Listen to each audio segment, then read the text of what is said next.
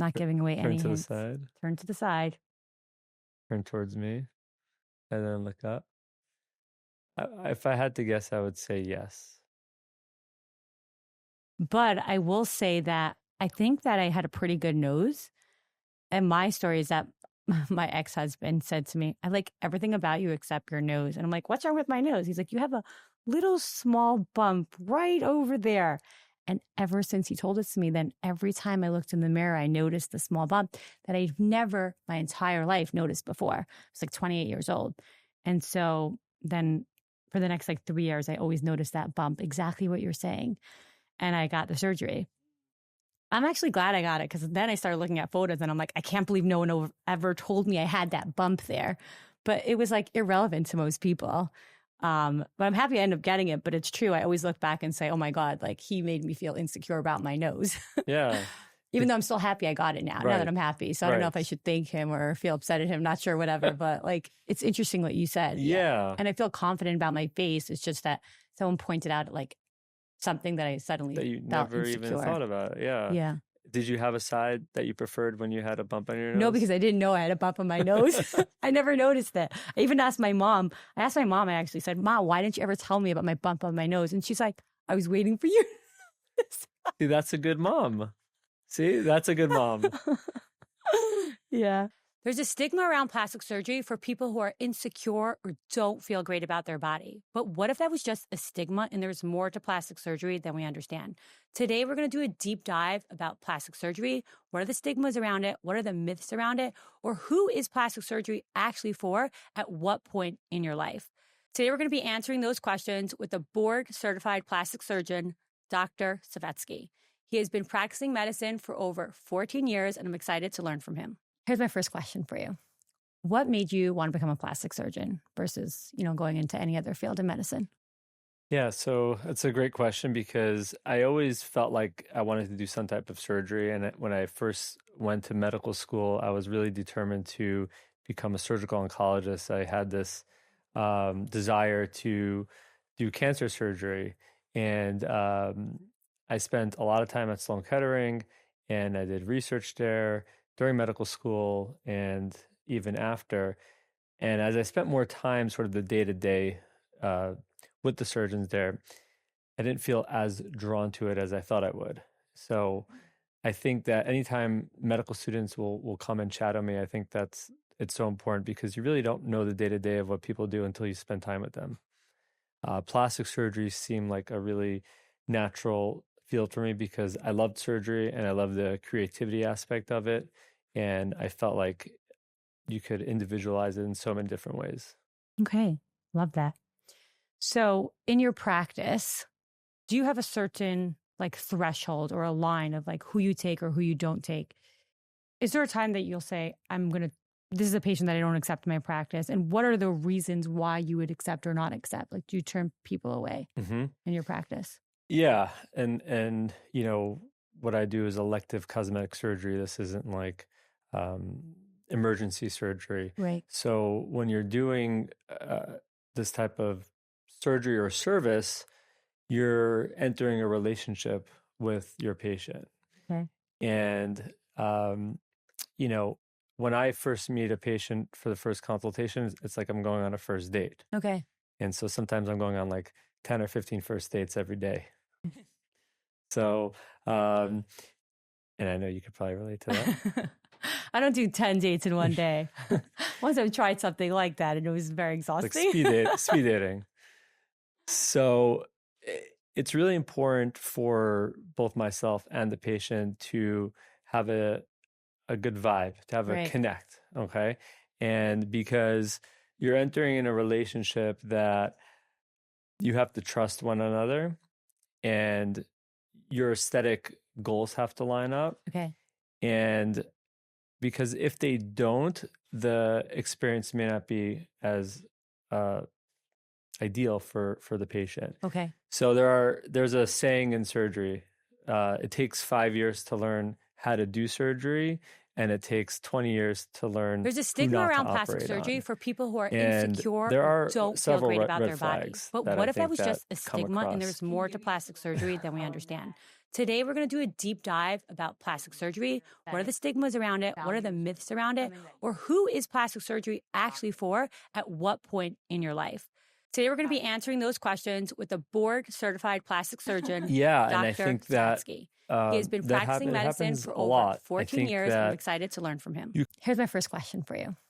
What made you want to become a plastic surgeon versus, going into any other field in medicine? Things that, so it's a great question because I always felt like I wanted to do some type of surgery. And when I first went to medical school, something else going on in their lives to become a surgical oncologist. I had this desire to anxiety, it could be depression, cancer surgery.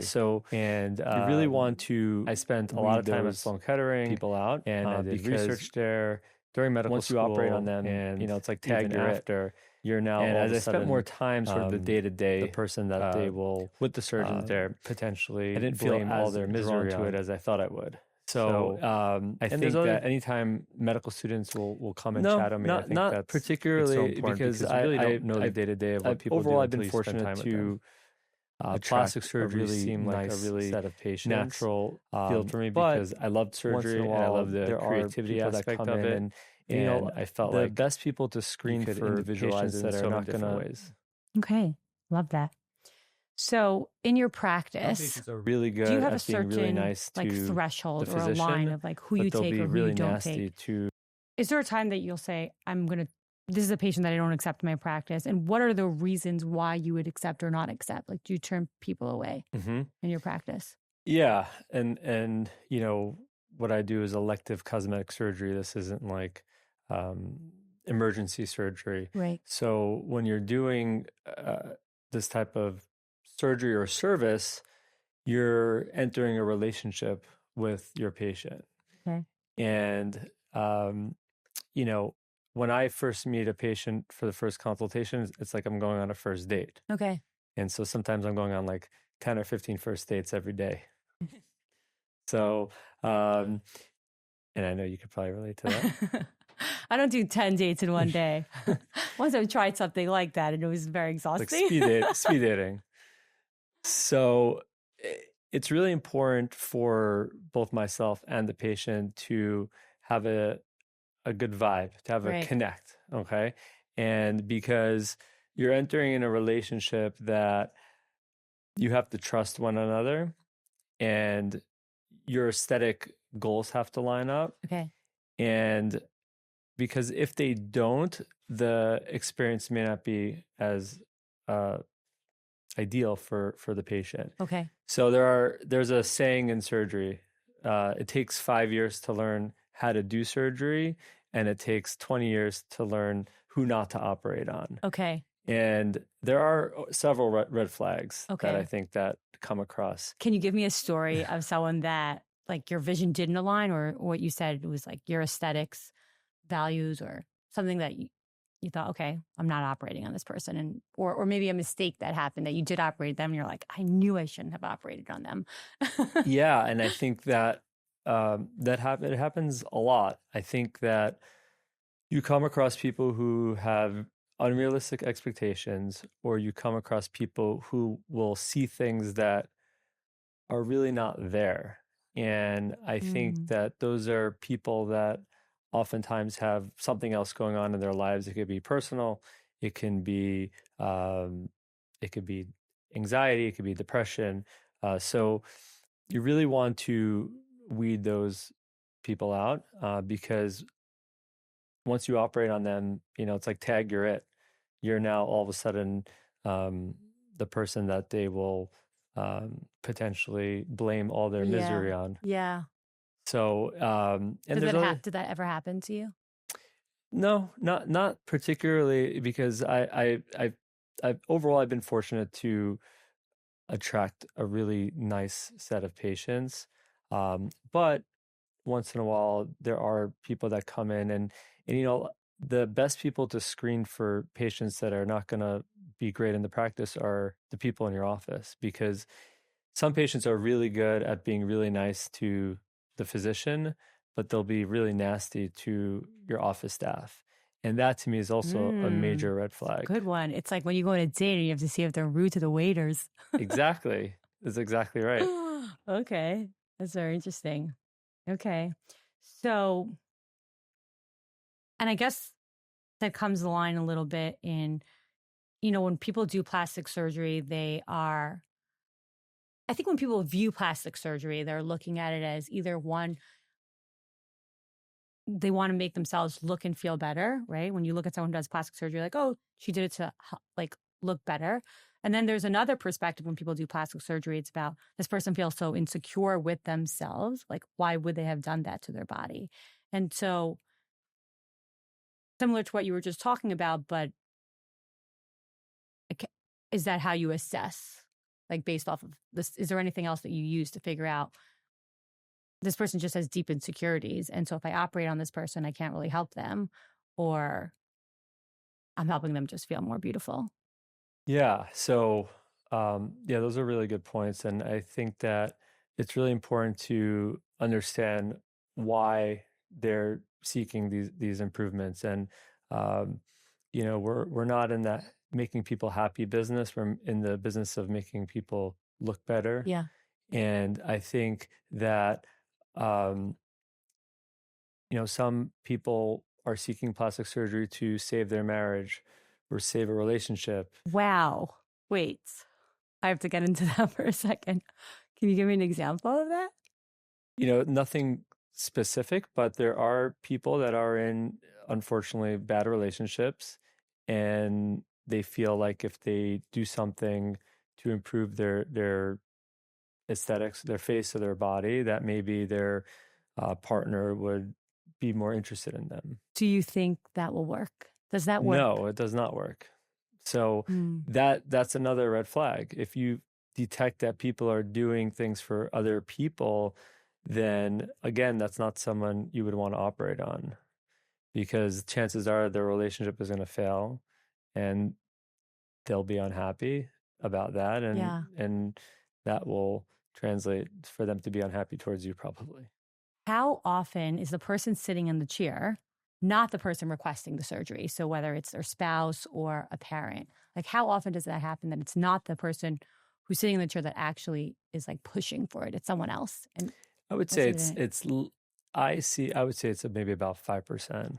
Oh, It's so small. Yeah, it's not the majority, but to me, it's usually if I walk into a consultation and a husband's there, or I walk into a consultation and a mom is there.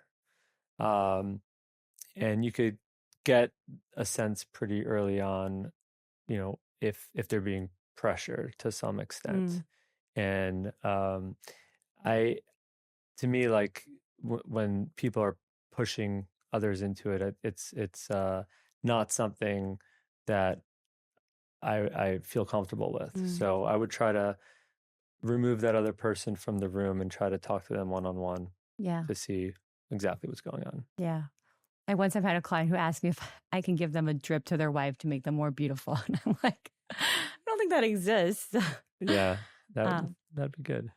so my next question for you, like topic, is one of my favorite topics about GLP-1. So full disclosure, I have a GLP-1 business called Hello Dose. It's one of my passions in life. And I am curious to understand your perspective on GLP-1s and how has it changed your practice? hmm So I think they're pretty amazing. First of all, I think um, you know having the right person, it's all about patient selection.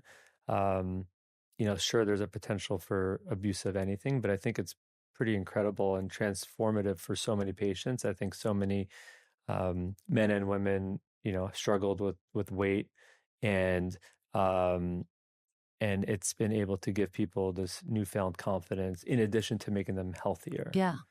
And I know a lot of women, and specifically women who've, were overweight but not obese, but it was able to cut out a lot of the food noise Yeah. in their head. And I think that enables them to just not focus on that. And for my practice, certainly weight loss impacts the skin laxity. So for faces and necks that, um, people lose a lot of weight. Even young people will come in and ask for, what can we do to tighten up my neck, my jawline, Yeah. breast, body. So um, it's been overall a net positive overall.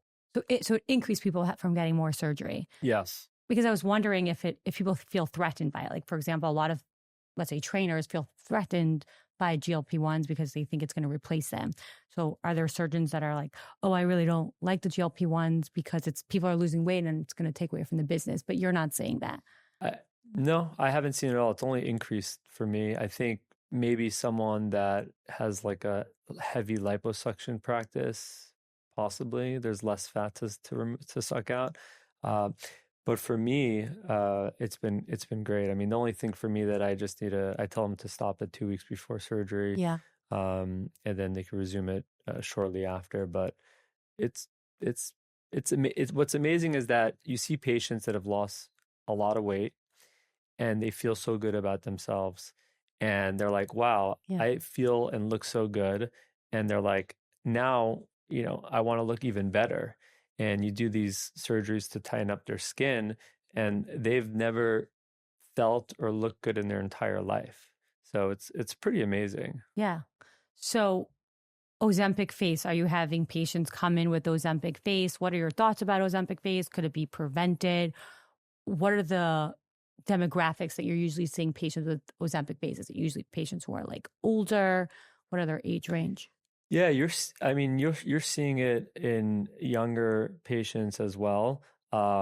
Ozempic face primarily is just loss of facial volume in some capacity, and as we age, we tend to lose facial volume. Now, we Yeah. lose facial volume from losing fat. When we get older, we also lose uh, we also lose bone. So for me, when I do facial rejuvenation, not only am I lifting and tightening skin, but I'm also doing fat transfers off into the face. So I'm restoring volume in the face, Mm. taking fat from another part of the body and injecting it in very specific areas of the face. Oh, So for cool. me, if they just have facial volume loss without significant skin laxity, you could just restore that volume with doing a fat transfer. Cool. So essentially, it's just Ozempic face. They're just putting the name Ozempic to it, but you've seen Ozempic face before Ozempic was a fad. It's just the fact that more people are losing weight. Yeah, yeah, exactly. Yeah, massive weight loss people from, no matter if it was a bariatric surgery or diet and exercise, will see similar appearances. Okay, cool. And what are your thoughts? Do you think that GLP-1s are going to replace lipo? Um, you know, I always think about liposuction, and I talk to patients about this a lot, is that liposuction is not weight loss. It's not a weight loss procedure. Mm. It's a shaping procedure. So the best people to do liposuction are people that are relatively fit or thin. They just have problem areas or stubborn areas. So even if someone, let's say, were to be almost at their goal weight, they may still have like a pocket stubborn area on their like side of their thighs or under their chin. Like sometimes people are at their goal weight, they still have these stubborn areas. Those are like, to me, liposuction is more of a shaping Mm. procedure. Okay. People that are using it that to suck out significant amounts of fat and people are overweight, they're still going to be overweight, just like a little bit of a different shape. Got it. Cool. So I one time listened to a podcast where I was learning about how they said liposuction is bad for you because you're removing fat cells from your body. And we actually want fat cells. We just want small fat cells, not large fat cells, because fat cells are good for us. And so if you remove your fat cells from your body, then someone would go into metabolic dysregulation a lot faster, or they may gain weight in a different part of their body. So is like liposuction actually like not good for you? Maybe it's like not a good procedure and it's more, do something else like a GLP-1, which is not as Right. risky. Um, I don't know if yeah, that's a true factor or yeah, not. I think there's a lot of the hormone regulation related to fat cells. Fat cells release adipokines, or which are like cytokines that are very much involved in hormone regulation. I think there probably is a lot more that needs to be um, figure it out. But with liposuction, you're removing you're not removing all the fat cells. You're removing typically deeper fat cells. Um, you're never going to remove everything. So I think there's still enough there to do the regulation that it needs to do. So I don't think it's necessarily bad for you.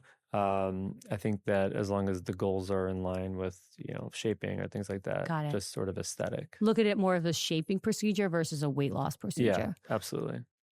And if a patient had to lose weight to do surgery, like what are your recommendations? Does it happen and certain patients need to have, let's say, a breast reduction or just any sort of surgery, and they are probably, let's say, they have chronic obesity, can't operate on them. What do you do in those cases? Yeah, so I'll only operate on patients that are um, a BMI under 30. That's like sort of my cutoff. Because, this is elective cosmetic surgery. So, you shouldn't be taking Uh-huh. any unnecessary risks Uh-huh. in this. So I always have patients ideally be at Understand. a normal um, or BMI of under 25. Oh, Um, wow. or at least be at your goal weight, Okay. But there are circumstances that, I think going between 25 and 30 is okay, but I wouldn't go anything more than BMI of 30. Okay. So then really GLP-1s really helped the surgery world because there were so many people who Yeah, couldn't lose absolutely. weight to do surgery. Now they could. Yeah. That's actually really cool. I want to talk to you about first of all, one, misconceptions about plastic surgery. What would you say the top 3 misconceptions are about plastic surgery? Top 3 misconceptions are that, let me think about this. Um, I think oftentimes people think of plastic surgery like it's like you're on the one hand, you don't want people to think that it's like, getting a spa, right? It is surgery. Oftentimes you're getting anesthesia, so it's not like insignificant. On the other hand, there are some people that think that it's a big deal. So so I think that you have two types of people that think it's like nothing, and then people that turn it into a big deal. So I think that there's a misconception over the process of having surgery Okay. and the recovery. Um, Number 2, All right. Just one. okay. Just one misconception. I'm just curious. Now I have a bunch of like trends that you see that's going on TikTok that I want to talk about that I almost like thought I should go home and buy. Those like tapes that people are putting on their face. They're saying it's helping with wrinkles. Is that true? Those face tapes? Face tapes have been around for a long time, and I see older women taping their faces to help with their jowling. Uh, But in terms of long-term benefits, other than just having like a short-term lifted, I don't think it does it does. help short term? Short, well, I Like mean, if besides you, the moment that I'm yeah, for the moment, if you're like going out to an event and I've seen women tape their face up to behind their ear and then put their hair over it. That's like not uncommon. oh, interesting. Like the Israeli facelift. You never had an Israeli facelift where they just like But tie they're your hair up really tight and they oh, basically get like a brow lift. wow. Okay, yes. Okay. So it you could just say it's like a trend. It's not actually doing anything. I mean, there's no point in sleeping with tape. Don't buy those things on TikTok. You're wasting your money. That's what I think so. Save Okay. it for something evidence based. What about the side that I sleep on? Does it affect, like, should I not sleep on my left side because then I'll have like more wrinkles on that side? Is that true? Yeah, I do think that there is something to if people that sleep on one side of their face for many years, I think they will have quicker loss of facial volume, Mm, more lines and wrinkles on that side. So, I moved around a lot from apartments and homes, and then I feel like every time I moved, I would always switch which side of the bed I slept on, mm. and that would like force me to like sleep on the other side of my face. You're very particular about the sides, I'm noticing. Yes. Which side you said? Everyone has a side. I can't believe you don't have a I don't side. have a side. I'm Can we talk shocked. about that? Yeah, so everyone typically has a side that they prefer in photos or Why? video. Do people look better in one side? Like, is it because is it Yeah, asymmetry? yeah, and a lot of times people don't know why they like one side. Sometimes they'll know. Sometimes they'll be like, "Well, from the left side, the bump on my nose Uh, is less than on the right side." But then there are other people that just feel like one side is presents better, and oftentimes people have facial asymmetry. It's normal. Usually, one side of the face is longer, more narrow, and the other side of the face is more shorter and wider. People tend to like their shorter, wider side of their face. And I think it's more of the youthful, more okay. facial volume. So I think that's oftentimes the reason. And then there may be like other, like maybe their eyebrow is a little bit higher on one side and they like that left side. I need to pay attention to my side. Or it I could need be to a show you hair. a It could be photo a of hair. both It could sides be of a, my face, and you have to tell me which one's the better side. it's Maybe good I that you can don't get have a surgery on side. just one side.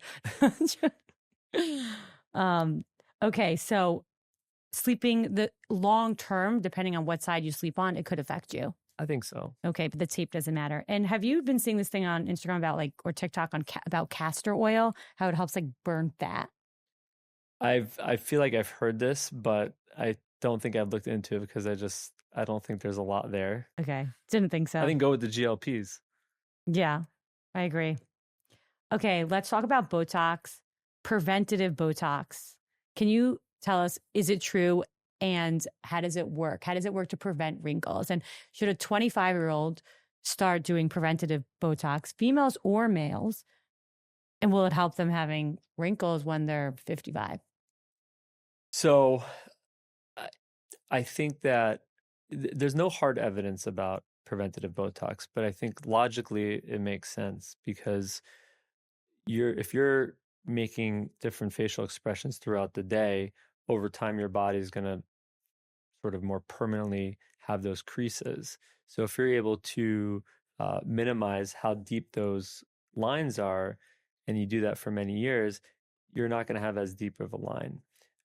So I think logically it makes sense. Whether or not people should do that from a younger age for that reason, I don't feel strongly about that, but I think if someone who's younger doesn't like a certain line or crease in their, that's in between their eyebrows or whatnot, then sure. And I think that there is probably a preventative benefit there. Okay. So, what is the age that you usually tell someone to start getting Botox? It's the same answer that I give to people when they always ask what's the best age for facelift. And to me, it's whenever you're looking in the mirror and you just don't want to look at it anymore. But there is I mean, should I get a facelift? I think there's an age for a facelift, no? I think I think there is I don't think there's a magical age. I think everyone's tolerance for skin laxity and jowling is very different. There are Mm. some women who see a little bit of jowling and they rush and they want to do surgery, which is okay. But then there are other people that won't even consider it until their neck is on the floor. Mm.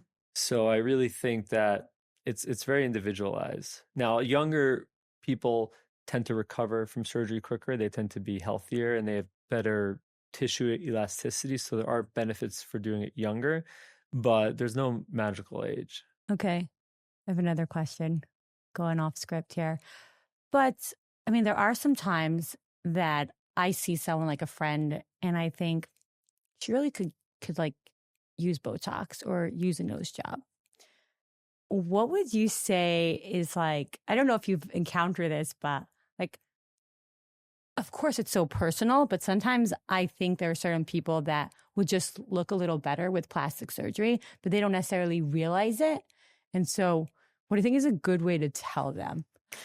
Oh, I'm very careful because when I realized very early on when you do what we do, if you're a plastic surgeon or you're an aesthetics provider, when you tell people, if you say anything about their appearance and they never thought about it, they will have a complex, and Yeah. you could really like damage someone's like mental Yeah. wellness. Yeah. So even when patients come see me in the office, um, I always ask them, why are they here? What brought you here? What are the things that you want to improve upon?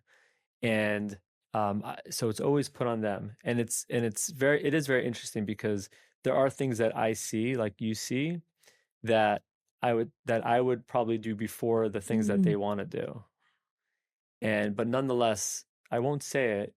There are instances where patients will ask you, and depending on the situation, mm, I will very gently suggest things that I think may be beneficial if I think that they're truly open to hearing it. But I'm very careful about that because I think you could damage. And I true. hear patients say they went to a doctor in the area Yeah. and they told them, you know, you came in for a facelift, but your eyebrows are like really need to be done. And then they're like, I've never thought about that. And now that's all I think about. So, I have a good story about that. Yeah. yeah, tell me. Okay. Um, Wait, I had another question before I had the story. Wait, how often are someone sitting in a chair and they're like, well, my husband said this or that? Like someone else said something. Yeah, it happens. People like a friend or a relative will say something to them negatively about their appearance, and then they start thinking about it, and then they can't stop thinking about it. Yeah. Uh, so yeah, that's just people need to be a little bit more careful when they're. Yeah. Um,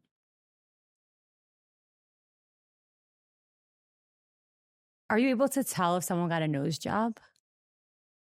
I'm able to usually have a pretty good idea if someone had one. There are like telltale signs of, and usually it's more of a sort of classic um, type of nose job. So for the most part, yes. Hmm. Could you tell if I got a nose job? Not giving away Turn any to the hints. side, Turn to the side. turn towards me, and then look up. If I had to guess, I would say yes. But I will say that I think that I had a pretty good nose. And my story is that my ex husband said to me, I like everything about you except your nose. And I'm like, what's wrong with my nose? He's like, you have a little small bump right over there. And ever since he told this to me, then every time I looked in the mirror, I noticed the small bump that I've never my entire life noticed before. I was like 28 years old. And so then for the next like 3 years, I always noticed that bump, exactly what you're saying. And I got the surgery. I'm actually glad I got it because then I started looking at photos and I'm like, I can't believe no one ever told me I had that bump there. But it was like irrelevant to most people. But I'm happy I ended up getting it. But it's true. I always look back and say, oh my God, like he made me feel insecure about my nose. Yeah. Even though I'm still happy I got it now that Right. I'm happy. So I don't know Right. if I should thank him or feel upset at him, not sure, whatever. But like, it's interesting what you said. Yeah. Yeah. And I feel confident about my face. It's just that someone pointed out like something that I That suddenly you felt never even insecure. thought about. Yeah. Yeah. Did you have a side that you preferred when you had a bump on your No, nose? because I didn't know I had a bump on my nose. I never noticed it. I even asked my mom. I asked my mom, I actually said, Mom, why didn't you ever tell me about my bump on my nose? And she's like, I was waiting for you. See, that's a good mom. See, that's a good mom. Yeah. Um, okay, so I have another question for you. Let's just talk about like men doing plastic surgery. What's like what are the most common procedures that men come in for? Because I feel like it's so not spoken about and maybe there's a lot of like shame around that. Yeah, men are definitely seeking plastic surgery more and more these days, and I think a lot of it has to do with them feeling comfortable that they could have plastic surgery specifically on the face, and while feeling like they con that they will retain their masculine features. I think that there are many celebrities over the years where they are like these very masculine individuals, and then they get very overdone plastic surgery, and then they look like a different person. So I think men are, I think they're noticing things more about them. Maybe they're dating people that are pointing things out to them, like you know. Mm, But I do think that they're coming in, they care more.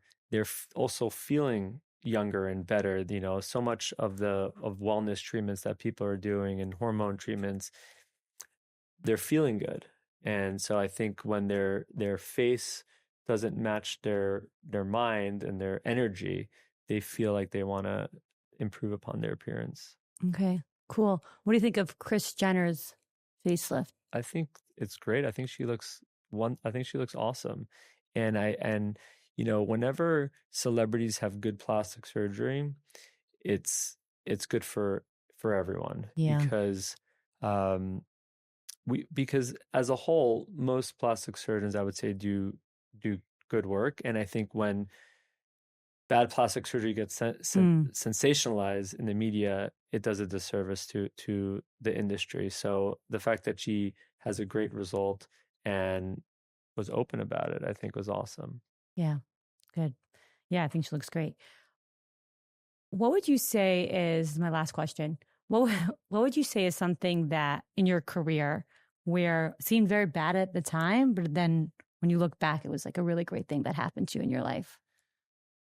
I um when I was when you're applying for residency, you are oftentimes doing uh, audition rotations in the last year of medical school.